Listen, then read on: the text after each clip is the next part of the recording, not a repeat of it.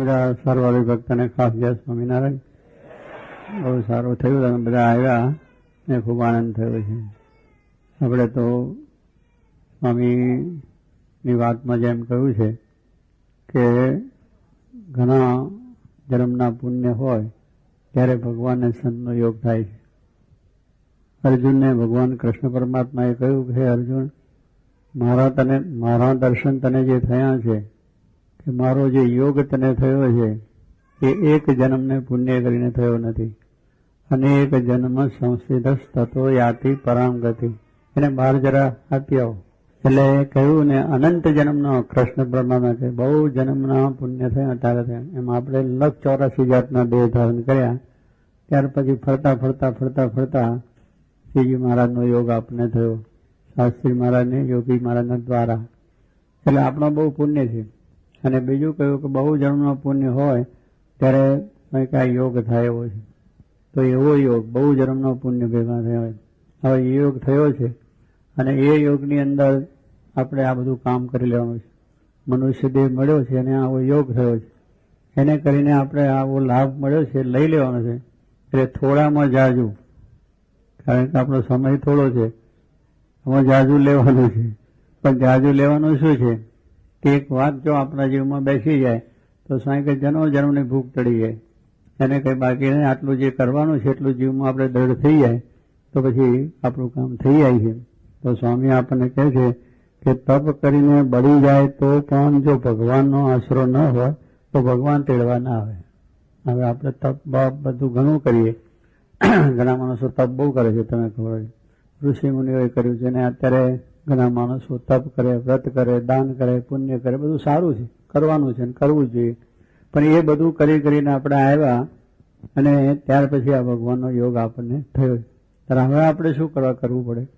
તપ ને વ્રત શું કરવું પડે? ભગવાન મળ્યા પછી કંઈ કરવાનું હોય નહીં, પણ ભગવાન મળ્યા પછી એની પ્રસન્નતા માટે કરવાનું.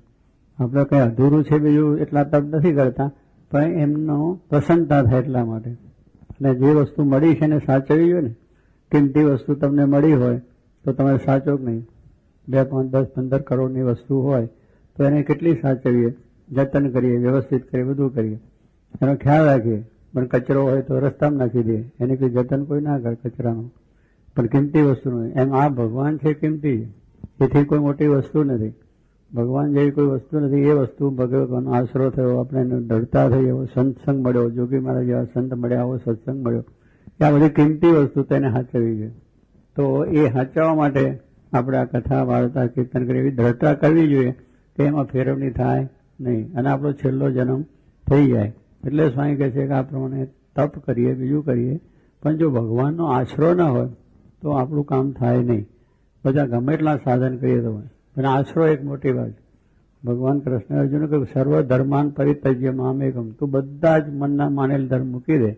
તારા મનમાં જે આ કરવું તે કરવું, આમ થશે તેમ બધું મૂકી દે. હું કેમ કર, મારો આશરો કર. ભગવાનનો આશરો કર્યો તો એનો વિજય થઈ ગયો. એમ આપણે પણ શ્રીજી માનો એવો આશરો દ્રઢ કરીએ અને યોગી માના વિશે દ્રઢ આપણી ગુરુ નિષ્ઠા રાખીએ તો આપણો પણ બેડો પાર થઈ જાય. બીજું કંઈ કરવાનું એટલે તપ કરીને બળી જાય તો પણ ભગવાન તેડવા ના આવે, કારણ આશરો નથી.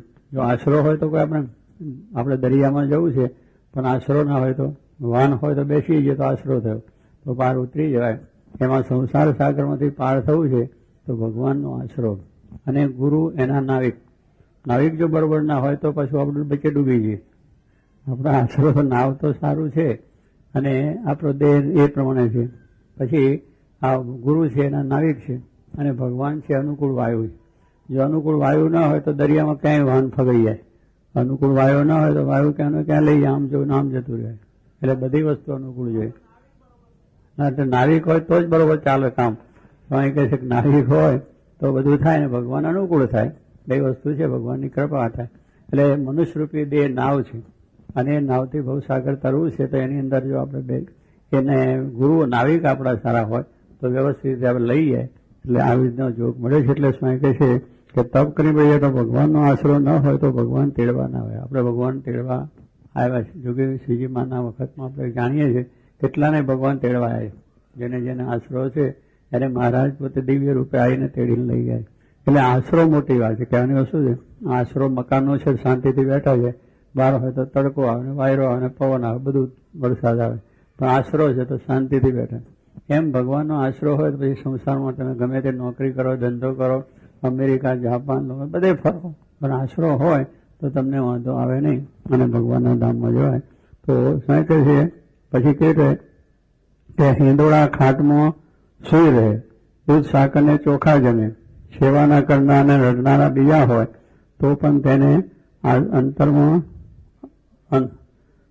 અંત સમયે વિમાનમાં બેસીને બેસાડીને ભગવાન તેડી જાય. અમીન સાહેબ, સુભાષભાઈ, how are you? Thank you very much. વાહ,